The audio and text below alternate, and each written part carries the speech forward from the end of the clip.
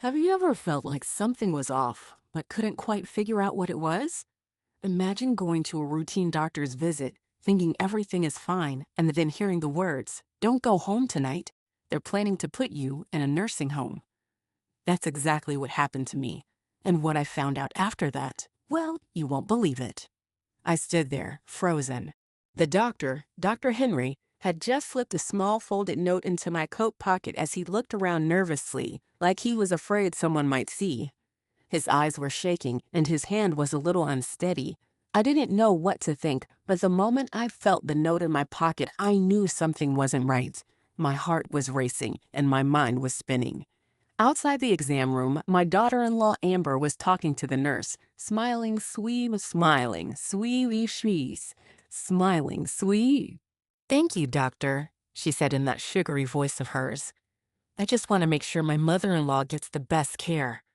I forced a smile, but inside I could feel a cold knot tightening in my stomach. At that moment, I thought about how Amber had been acting lately. She had always been sweet, but there was something in her voice, something in the way she kept pushing me to let her help with my finances and medical stuff. She would always say, she would always say, huh, she would always say, yes, always say, so say, she would always say, always stuff, always objections. It was like she was trying to take over and vet her. But now I couldn't shake the feeling that I'd been trusting the wrong person. Dr. Henry's face tightened when he saw Amber at the door. Amber smiled brightly and came in, her voice dripping with sweetness as she said, "Mom, are you done?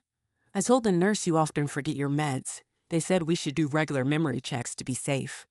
I stared at the doctor for a moment, wondering why Hayes just keep taking your meds as before.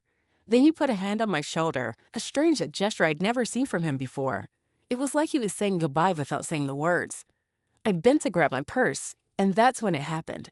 Dr. Henry slipped the note into my pocket so fast I almost didn't see it. The action was so quick, I thought maybe I had imagined it. But when Amber shook the doctor's hand with that fake smile and said, but when Amber shook the doctor's hand with that fake smile and said, "Watch it Saturday. What feed fight away? Your boss, just Solony. Tikitis, it'll set book in court."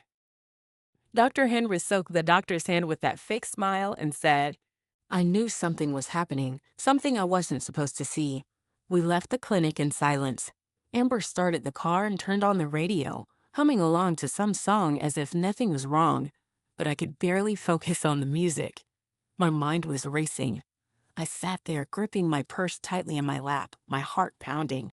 I couldn't stop thinking about the note. What did it say? What was going on? When we stopped at a red light, I reached into my cape. My hands were shaking as I opened the note. It read in hurried pencil strokes, "Don't go home. They came to see me yesterday. They want me to certify you're incompetent. Run." My breath caught in my throat. Run? What was going on? Who was trying to make me incompetent? Who came to see Dr. Henry? Why didn't he tell me? And why was my daughter-in-law involved in this? I glanced at Amber, still humming along, pretending everything was fine. Her si, sai, her si, her sishu, her se. She didn't know I had read the note. I turned away quickly, trying to hide the shaking of my hands. The light turned green, and Amber started driving again, but my mind was stuck on the note. What was I supposed to do now? How could I trust the people I had called family? My own son, Michael, and his wife Amber, were they planning to take everything from me? When we got home, Amber was all over me, like she had something to prove. "Mom, how about she have something to prove? Mom, how about she let me grab the bottle for you?" I felt my anger rising, but I swallowed it down. I knew Amber was trying to set the stage, trying to prove that I was forgetful and that I couldn't take care of myself. I didn't answer her right away. I just walked to my room slowly, my heart still racing. What was happening to my life?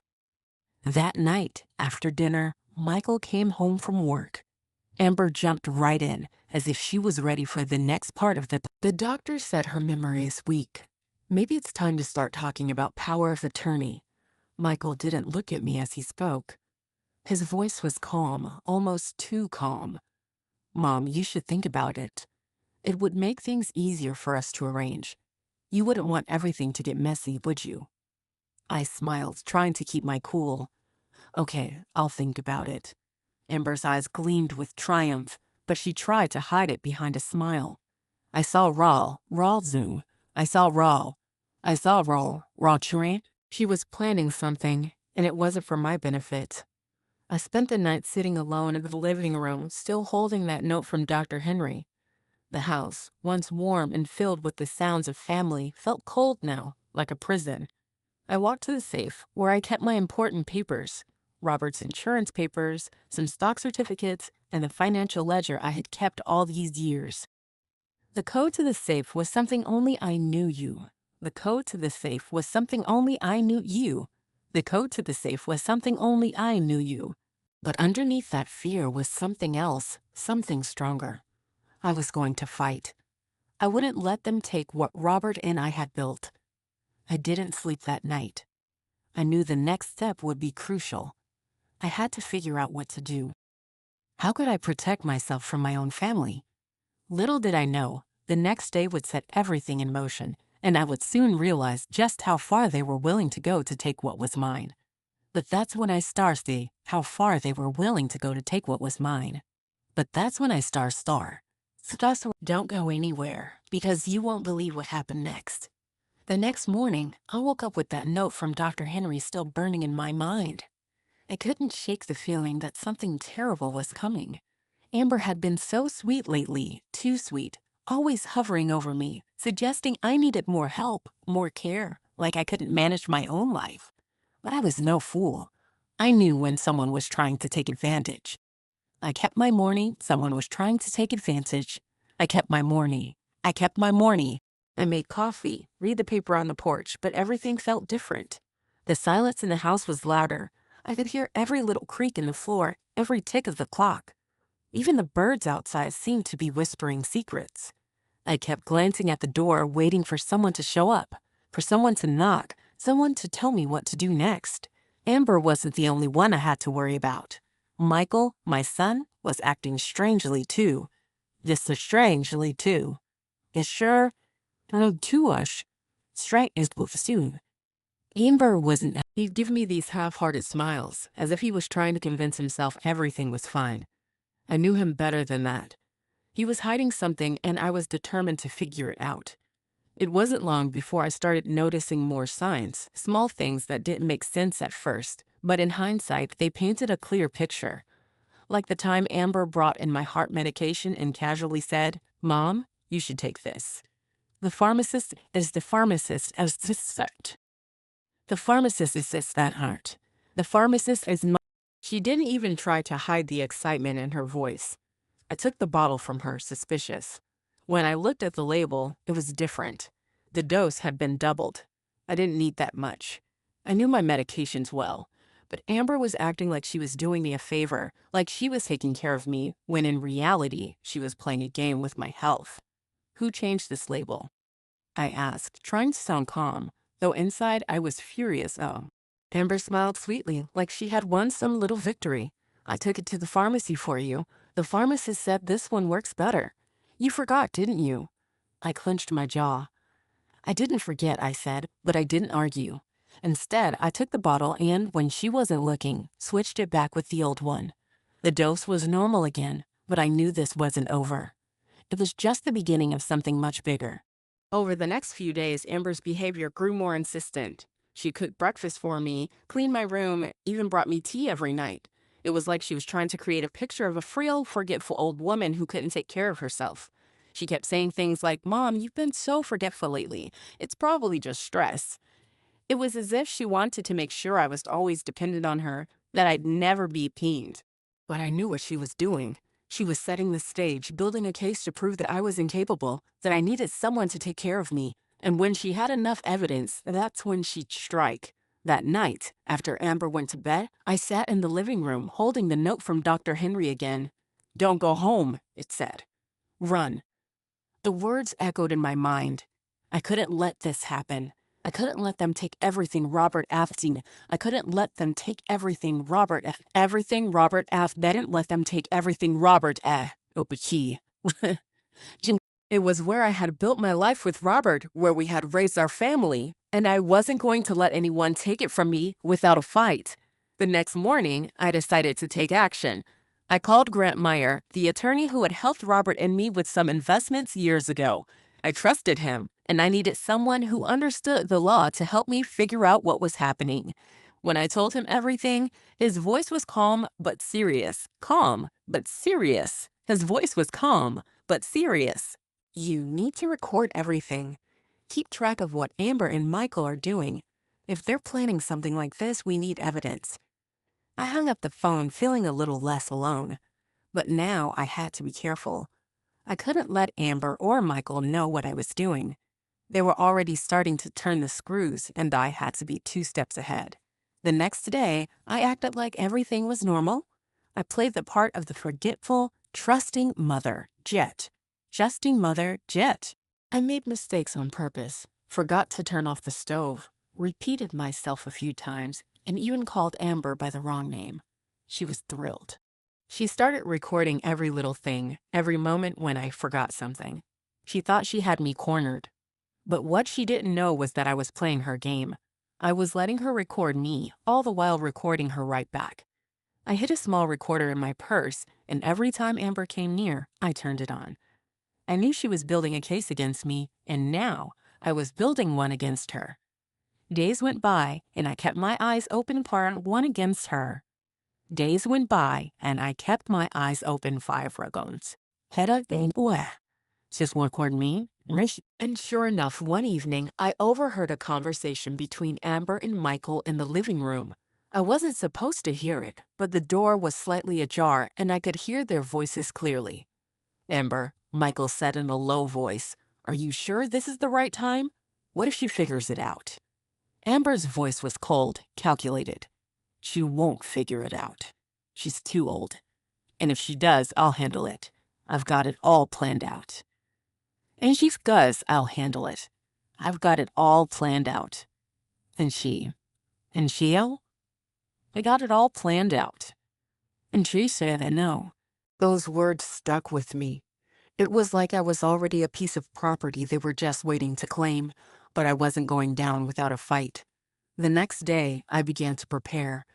I went through Robert's things, making sure everything was in order.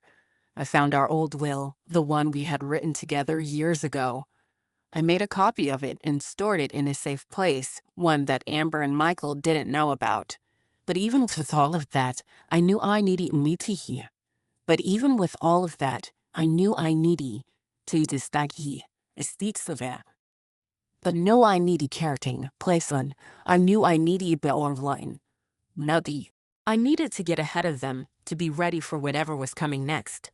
I had to leave the house, but not for good, not yet. I needed to gather all the evidence I could before I made any big moves. That evening, I heard Amber and Michael talking again. I stayed quietly in my room, heart pounding in my chest. Amber was speaking to someone on the phone, her voice low and urgent. I couldn't hear everything, but I caught the words. I need to make a guessing words. I need to make a. The house, the money, the insurance, everything. I knew it was happening.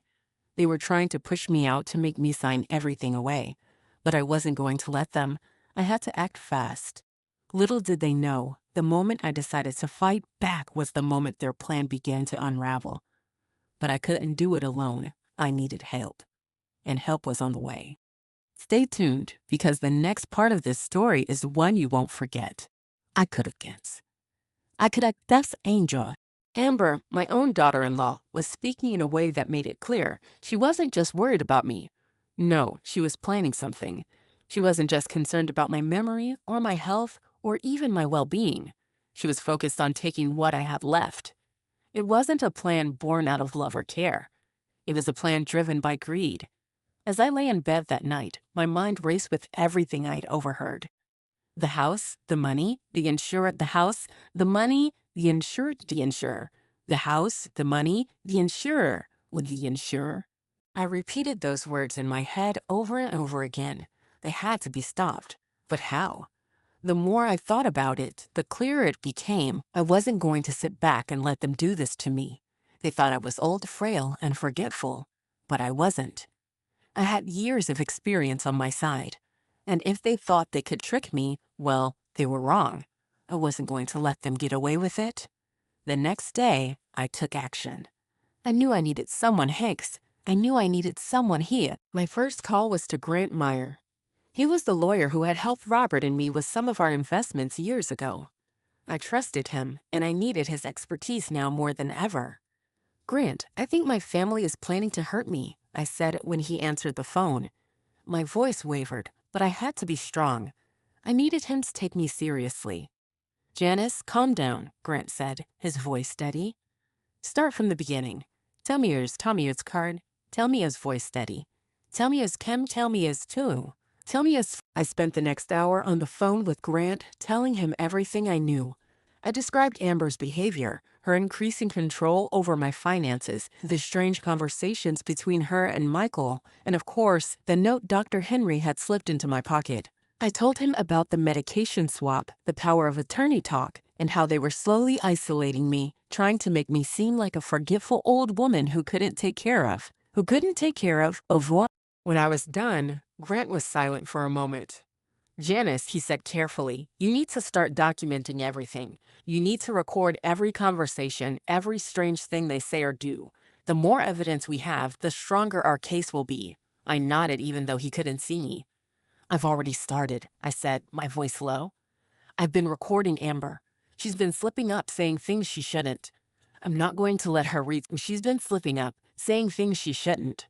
I'm not going to let her read. Keep it up. But be careful. They're watching you, Janice. Don't give them any reason to think you're onto them." I hung up the phone, feeling a little better. At least I wasn't alone in this. I had someone who knew the law, someone who could help me expose what Amber and Michael were doing. But I still had to be cautious. I couldn't let them know what I was up to. Over the next few days, I continued to gather information. I kept the recorder with me at all times, hiding it in my purse, in my coat pocket, anywhere I could. Amber's behavior was starting to escalate, and I could see her frustration building. She was getting impatient. Every time I made a small mistake, she would be there, with a fake smile, telling me how much I needed her help. I was playing along. Every time she recorded me, I acted the part. I pretended to forget things. I repeated myself. I repeated myself and repeated myself. Well, I hate repeating myself. I could see her delight as she captured every little mistake on her phone, every slip-up I made. But what she didn't know was that I was playing her game. I was letting her record me while I was secretly recording her right back. The first time I heard her talking about helping me and taking care of everything, I made sure I caught it all. At night, I would sneak into the living room, open the recorder, and listen to what Amber had said. I could hear her voice talking about my memory, about how I was getting worse, how I would need someone to take control of my finances soon. But I wasn't just sitting back and letting her make her moves. I was moving too. I knew I had to protect myself and make sure I had the evidence I needed if I ever had to fight back. I started backing up everything. I made copies of the will, the financial documents, and anything else I could get my hands on. I even took extra precautions. I went to the bank, changed the passwords to my accounts, and made sure I had access to everything. Amber might have thought I was slipping, but I was still sharp. I wasn't going down without a fight. A week later, I overheard another conversation between Amber and Michael. They thought I was asleep, but I could hear everything clearly from my room. "Amber," Michael said, his voice low. "Are you sure this is the right time? Are you sure this is the right time? Are you sure this is the right time? This is the right time?" Amber's response was cold. "It has to be now. She's not going to last much longer. Once we get the power of attorney, we'll have everything we need. We can sell the house and pay off all our debts." Michael was silent for a moment, then said, "But what if she wakes up? What if she realizes what we're doing?" Amber's laugh was short and sharp. "She won't. She's too weak. And even if she does, we've got everything in place. We'll make sure she's declared E. We'll make sure she's declared as..." I felt my blood run cold. They were already planning to declare me incompetent, to take everything I had worked for, but they had underestimated me. The next day, I met with Grant again. I told him everything I had overheard.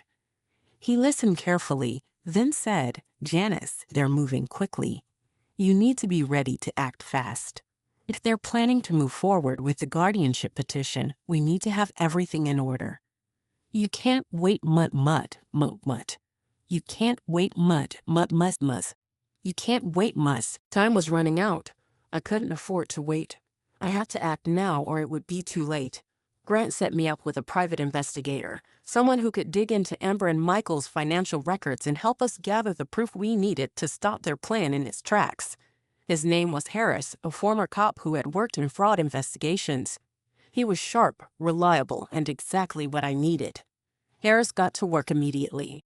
He dug into Michael's finances and found that he had racked up a substantial amount of debt, nearly $200,000. The reason? A failed investment. Michael had been gambling, and he was hoping to use my house to pay off his debts. Harris also dug up records showing Amber had opened a credit card in my name without my permission and had been using it to buy jewelry and other expensive items. But that wasn't all. Harris discovered that Amber had contacted at least 3 law firms asking about transferring ownership of my house. She was already preparing to sell it to take everything from me. I knew I had to act fast, but I also knew that I couldn't do it alone. Grant helped me create a plan, one that would expose Amber and Michael's plot and give me the upper hand. But even with all the evidence we had, I still needed to confront them, face to eye, face to face. And when I did, I was going to make sure they realized just who they were up against. Stay with me, because the next part of this story is where everything changes. The day had arrived. The day I would finally confront Amber and Michael. It was one thing to gather the evidence, to have the proof that they were lying, scheming, and betraying me. But it was another thing entirely to stand in front of them and make them face the truth. I wasn't afraid. Not anymore. The fear that had once paralyzed me was gone, replaced by a quiet, burning resolve. I had spent days, weeks preparing for this. I had my evidence, my recordings, and even the testimony of Harris, the private investigator. I wasn't just fighting for myself anymore. I was fighting for the truth, for justice, for everything I had built. The night before the confrontation, I felt calm. Strange, considering what was about to happen. But maybe that was because I knew I was no longer the victim. I was the one who held the cards now. I had played my part well, too well, and it was time for Amber and Michael to see what they had set in motion. It was time to turn the tables. I called Grant Meyer that morning just to make sure everything was in place. He was confident. "Janice," he said, his voice firm, "you've done the hard part. Now it's time for them to face the consequences. We have everything we need to take them down." I could feel a lump in my throat. I wasn't D. Table. I wasn't D. I wasn't D. I wasn't D. I was doing it because I wanted the truth to be heard. I wanted to make sure that what they had planned for me never happened to anyone else. That afternoon, I made my way to the house, our house, the one I had shared with Robert. The house that had always been full of laughter, warmth, and memories. Now, it felt like a battleground. I could see the for sale sign sitting on the lawn, like a cruel reminder of what they were trying to take from me. It's if a string. At seeing a sing dading at settings as zior. Ansite as. Out outside that holding on to take from me. At sea Avrazil Avnak against the Shula so. She was pacing back and forth, her phone pressed to her ear, talking to someone. Michael was nowhere in sight. Good, I thought. He's not here yet. I had a feeling this would go better if I could get Amber alone.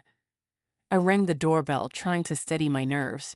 Amber opened the door, her face lighting up with that familiar fake smile. "Mom," she said, as though she hadn't been plotting against me just days before. "I'm so glad you're here. We've been so worried, been so worried. We've been so worried. We've been so worried. We've been so worried." She stepped aside to let me in, her voice oozing with sweetness. I stepped inside, my heart pounding, but my face calm. I wasn't going to let her see how much this hurt. I wasn't going to let her win. Amber closed the door behind me and turned to face me. I was just talking to Michael, she said, looking me up and down like she was trying to read me. He's been so stressed with everything, and we're really just trying to make sure you're taken care of. Or really just trying to make sure you're taken care of. I know, Amber.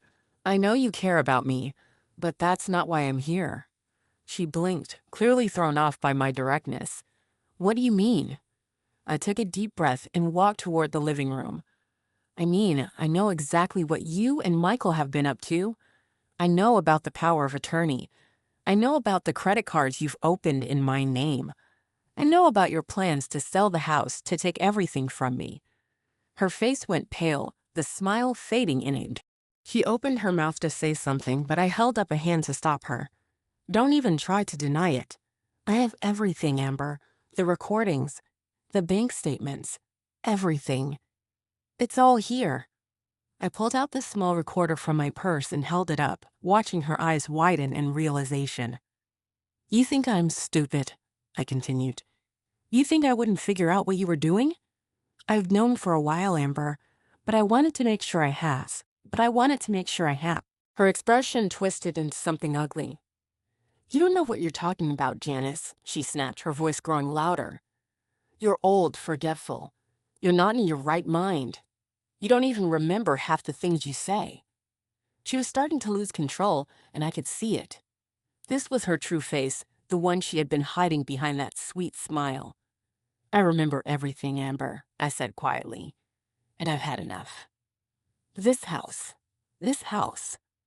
This house. Zero shots. Is a house. The one's the house. This house. You, not Michael's. I won't let you take it from me.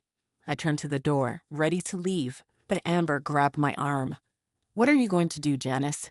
You can't fight us. We've already got everything in place. The doctor's report, the guardianship petition, the power of attorney. You've already lost. I looked her dead in the eye, my voice calm but firm. No, Amber. You've already lost. You just don't know it yet. With that, I turned and walked out. You just don't know it yet. With that, I turned and walked out, and I didn't wait long. About an hour later, Michael came home. I had expected him to confront me, to try and talk his way out of it. But what I didn't expect was the guilt on his face when he saw me. Mom, he said, his voice shaky. What are you doing here?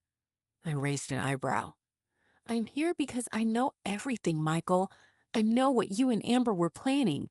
His face drained of color, and he took a step back. What are you talking about, Al? What are you talking about, Al? What are you talking about, Al? What are you talking about?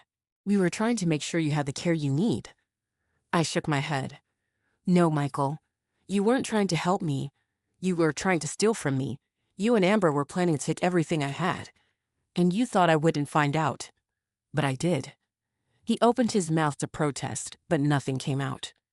The guilt was written all over his face. Finally, he collapsed into the nearest chair, his hands covering his face. I'm sorry, Mom. I didn't know. I didn't know. I didn't know. I didn't know. No. I didn't know. I didn't know. I didn't want to lose everything. Then why didn't you stop her? I asked, my voice barely a whisper. Why didn't you stand up for me? Michael didn't answer. He just sat there defeated, his head bowed in shame.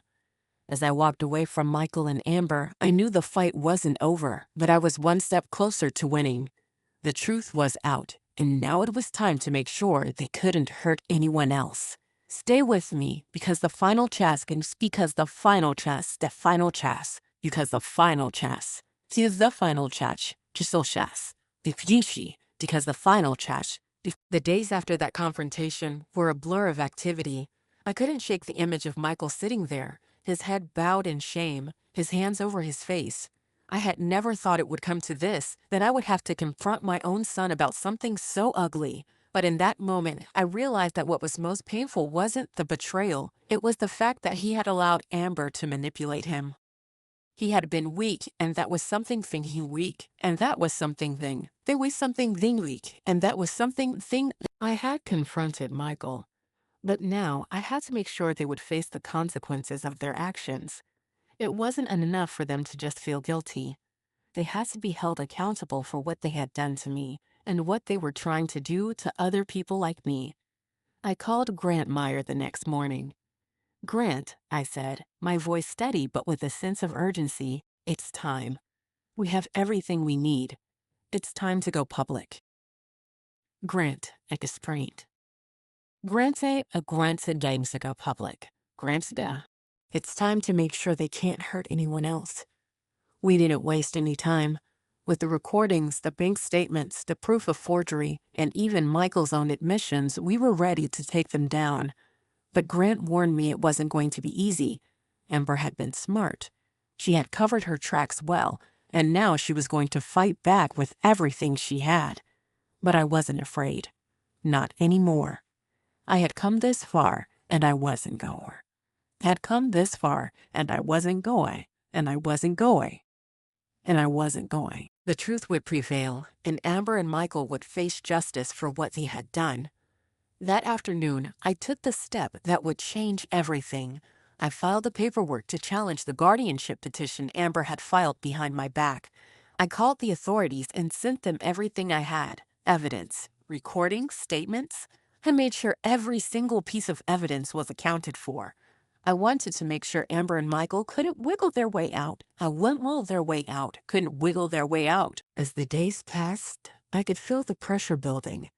Amber knew what was coming. She could feel it. The house, once full of warmth and laughter, now felt like a place of tension. Every creak in the floor, every sound in the kitchen felt like the walls were closing in. I knew Amber was desperate, and desperation makes people dangerous. The phone calls started coming too. They came late at night, when I was alone, sitting in the quiet of the living room. At the engine, at a assassinate. A section at Tapusis. Atward tension. But then, one night, I couldn't resist. I picked up the phone. Janice. Amber's voice was sweet, too sweet, like honey laced with poison. "I know you're upset, but we can fix this. You don't have to go public with all this.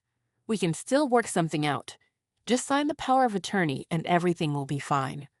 I felt my stomach twist. "You don't get it, Amber," I said quietly, my voice firm. "I'm not signing anything. Even to this. This is my life, my house, and I'm not going to let you or anyone else take it from me. You've already crossed the line. There's no going back." She was quiet for a moment, and when she spoke again, her voice had an edge to it. "You're making a mistake, Janice.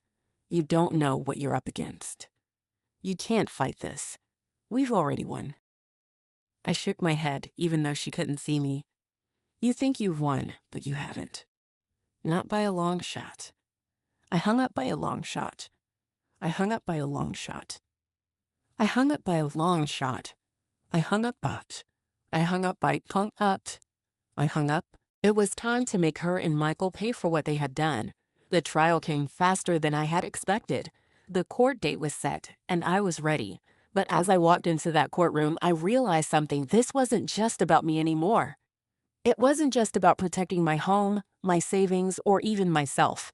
It was about standing up for everyone who had been silenced, for everyone who had been taken advantage of by their own families. For everyone who had been taken advantage of by their own families. It was. For everyone who had been taken advantage of by their own families.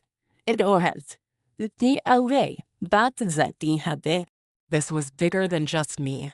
This was for all the people who felt like they had been forgotten. Amber and Michael were already seated at the defendant's table when I walked in. Amber looked the same as always, perfectly put together, her makeup flawless, her hair sleek. But there was something different in her eyes. She knew she was in trouble. Michael, on the other hand, was slumped in his chair, looking exhausted and guilty. He wouldn't meet my eyes.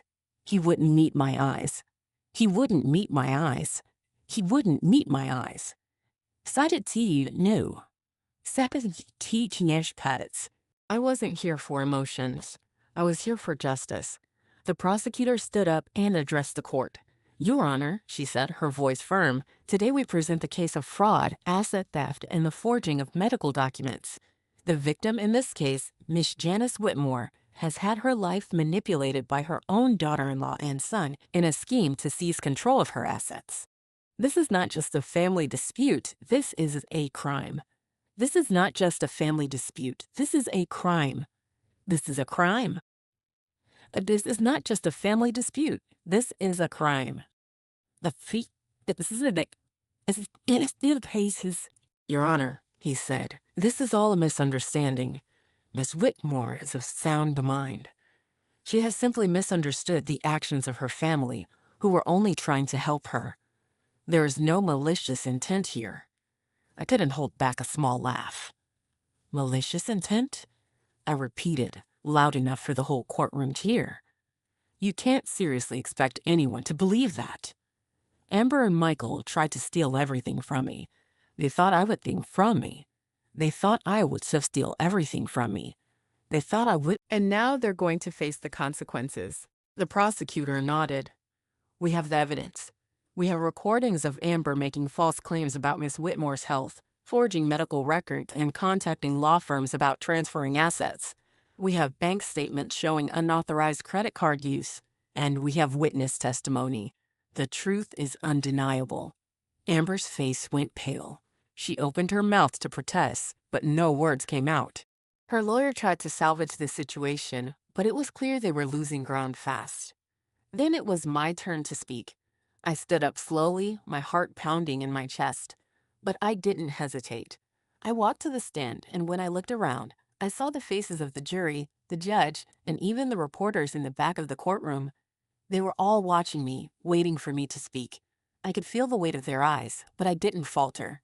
I didn't falter. It falter. I is orta and fuse a king. I added initial counts. I did. You have says it too. At ease of the cliche. Can't you get the line? Also, I'm 69 years old, and I've spent my life working hard for everything I have.